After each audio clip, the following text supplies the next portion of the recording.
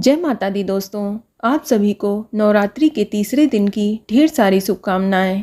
माता रानी आप सभी की मनोकामनाओं को पूरा करे। दोस्तों, आज हम इस वीडियो में बात करेंगे नवरात्रि के तीसरे दिन की पूजा विधि के बारे में कि आपको नवरात्रि के तीसरे दिन माँ दुर्गा के तीसरे स्वरूप माँ चंद्रघंटा की पूजा किस तरह करनी है। आज हम आपको बताएंगे माँ चंद्रघंटा की संपूर्ण पूजा विधि के बारे में कि माँ चंद्रघंटा की पूजा करते समय आपको किस रंग के कपड़े पहनने चाहिए, कौन सा फूल माँ चंद्रघंटा को बेहद ही प्रिय है।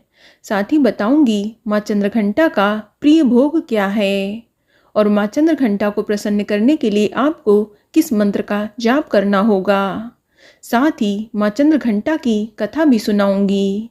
इसके अलावा नवरात्रि के तीसरे दिन किए जाने वाला एक इच्छा पूर्ति उपाय बताऊंगी, जिसे करके आप अपनी मनोकामना को शीघ्र पूरा कर सकते हैं। लेकिन वीडियो स्टार्ट करने से पहले आपसे रिक्वेस्ट है कि अगर अभी तक आपने हमारे YouTube channel world best magic को सब्सक्राइब नहीं किया है तो जल्दी से सब्सक्राइब करके बेल आइकन दबा दें। साथ ही इस वीडियो को लाइक करें और ज़्यादा से ज़्यादा शेयर करें। तो आइए शुरू करते हैं। दोस्तों, नवरात्रि के तीसरे दिन माँ चंद्रघंटा की पूजा की जाती है। देवी का ये स्वरूप परम शांतिदायक और कल्याणकारी है। इसीलिए कहा जाता है कि हमें निरंतर उनके पवित्र विग्रह को ध्यान में रखकर साधना करनी चाहिए। उनका ध्यान हमारे इहलोक और परलोक दोनों के लिए कल्याणकारी है। इस देवी के मस्तक पर घंटे के आकार का आधा चंद्रमा बना हुआ है, इसीलिए इस देवी को चंद्रघंटा कहा गया है। इनके शरीर का रंग सोने के समान बहुत ही चमकीला है। इस देवी के 10 हाथ हैं और ये अपनी 10 भुजाओं में खड्ग, तलवार, ढाल, गदा, पास, त्रिशूल, चक्र और धनुष लिए मुस्कुराती मुद्रा में दिखाई देती हैं। ये माता सिंह की सवारी करती हैं। इनके घंटे की भयानक ध्वनि से अत्याचारी दानव, दैत्य और राक्षस कांपते रहते हैं। दोस्तों, नवरात्रि के तीसरे दिन माँ चंद्रघंटा की पूजा का बहुत अधिक महत्व है। इस देवी की कृपा से साधक को अलौकिक वस्तुओं के दर्शन होते हैं और दिव्य सुगंधियों का अनुभव भी होता है। इस देवी की आराधना से साधक में वीरता और निर्भयता के साथ ही सौम्यता और विनम्रता का भी विकास होता है। दोस्तों, माँ चंद्रघंटा की पूजा करने से पहले आप अपनी रोज की पूजा और कलश की पूजा अवश्य कर लें। फिर इसके बाद आप एक लकड़ी की चौकी पर लाल रंग का वस्त्र बिछाकर माँ चंद्रघंटा की मूर्ति या फोटो स्थापित करें। और यदि आपके पास माँ चंद्रघंटा की मूर्ति या फोटो नहीं है तो आप माँ दुर्गा की फोटो को ही स्थापित करके माँ चंद्रघंटा का स्मरण करते हुए विधिवत पूजा करें। दोस्तों, इस दिन आप माँ को केसर और केवड़े के जल से स्नान कराएं। फिर माँ को ग्रे या भूरे रंग के वस्त्र पहनाएं और खुद भी इसी रंग के वस्त्र पहनें। इसके बाद आप विधिवत माँ की पूजा करें, उन्हें रोली, चंदन, अक्षत अर्पित करें। साथ ही माँ को सफ़ेद कमल या पीले गुलाब की माला अर्पित करें। और बात करें माँ के प्रिय फूल की तो माँ का प्रिय फूल कमल और शंखपुष्पी है।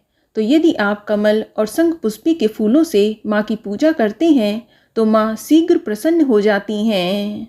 इसके बाद धूप दीप जलाएं और माँ को भोग में दूध व दूध से बनी मिठाई या फिर खीर का भोग लगाएं, या आप केसर युक्त दूध का भोग भी माँ को अर्पित कर सकते हैं। इसके बाद माँ चंद्रघंटा के मंत्र ओम ऐं ह्रीं क्लीं चंद्रघंटाय नमः या इसके अलावा या देवी सर्वभूतेषु माँ चंद्रघंटा रूपेण संस्थिता नमस्तस्यै नमस्तस्यै नमस्तस्यै नमो नमः इस मंत्र का 108 बार जाप करें। और मंत्र बोलने के बाद आप माँ चंद्रघंटा के समक्ष अपनी मनोकामना को अवश्य बोलें। दोस्तों, जितनी श्रद्धा और भक्ति के साथ आप माँ के मंत्रों का जाप करेंगे, माँ उतनी शीघ्र प्रसन्न होकर आपकी कामना को पूर्ण करेंगी। इस तरह से माँ चंद्रघंटा की विधिवत पूजा करके प्रसाद का वितरण करें और स्वयं भी प्रसाद को ग्रहण करें। चलिए सुनते हैं माँ चंद्रघंटा की कथा, जो इस प्रकार है। माता दुर्गा ने माँ चंद्रघंटा का अवतार तब लिया था जब दैत्यों का आतंक बढ़ने लगा था। उस समय महिषासुर का भयंकर युद्ध देवताओं से चल रहा था। महिषासुर देवराज इंद्र का सिंहासन प्राप्त करना चाहता था। वह स्वर्गलोक पर राज करने की इच्छा पूरी करने के लिए ये युद्ध कर रहा था। जब देवताओं को उसकी इस इच्छा का पता चला तो वे परेशान हो गए और भगवान ब्रह्मा, विष्णु और महेश के सामने पहुँचे। ब्रह्मा, विष्णु और महेश ने देवताओं की बात सुन क्रोध प्रकट किया और क्रोध आने पर उन तीनों के मुख से एक ऊर्जा निकली। उस ऊर्जा से एक देवी अवतरित हुई। इसी देवी का नाम चंद्रघंटा पड़ा।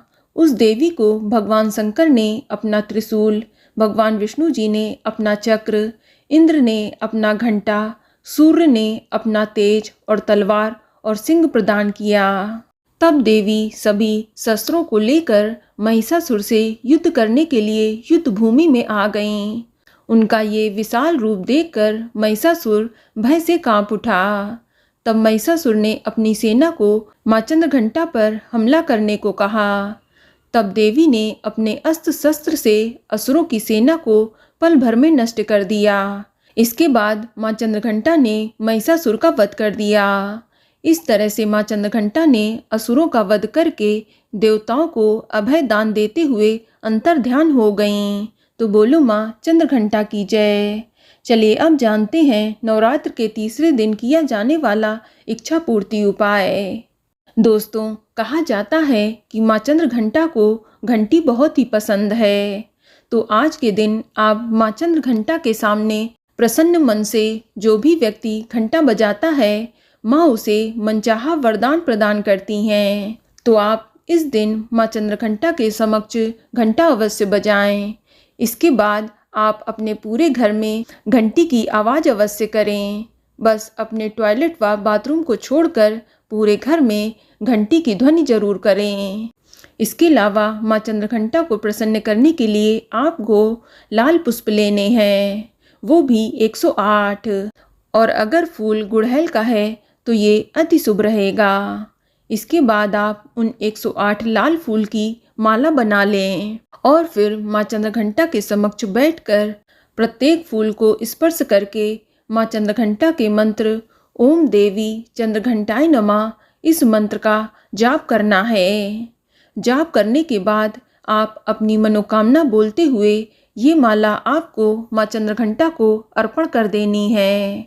आप देखिएगा इस उपाय को करके माँ चंद्रघंटा आपकी मनोकामना को शीघ्र पूरा कर देंगी और आपको हर कार्य में सफलता मिलेगी। बोलो माँ चंद्रघंटा की जय।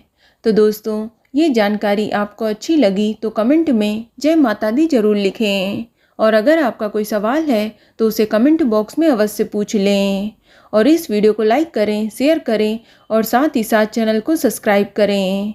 धन्यवाद।